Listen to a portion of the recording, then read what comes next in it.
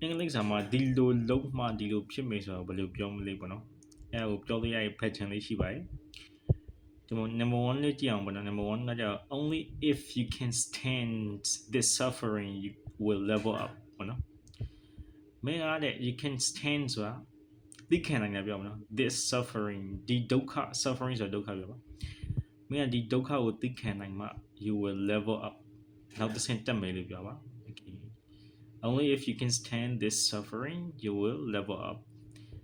another number 2 only if you can overcome it you will be happy overcome ဆိုတာကြော်ဖြတ်တာပြောမှာနော် only if အဓိပ္ပာယ်ကြောင့်မှနော်မှတ်တာလည်းလို့ပြောပါအမှဒီမှာစဉ်မင်းဒီဟာကိုကြော်ဖြတ်နိုင်မှတ်တာလည်း you be happy မင်းပျော်လိမ့်မယ်ပြောနော်အဲဒီ only if you have planned it ahead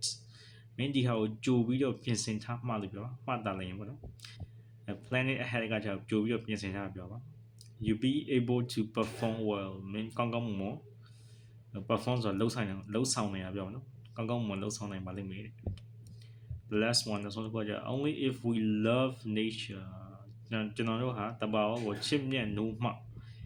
it will love us back တဘာဝကကျွန်တော်တို့ပြန်ပြီးတော့ချစ်ပါလိမ့်မယ် okay တော့ရနော် only if မှတ်တာလည်း only if we love nature it will love us back so you can use this in your real life speaking okay have a nice day ထိတ်ဆုံးမှလည်းကျွန်တော် pattern လေးကိုပြထားပါတယ်ဒီပုံသင်နည်းလေးပေါ့နော်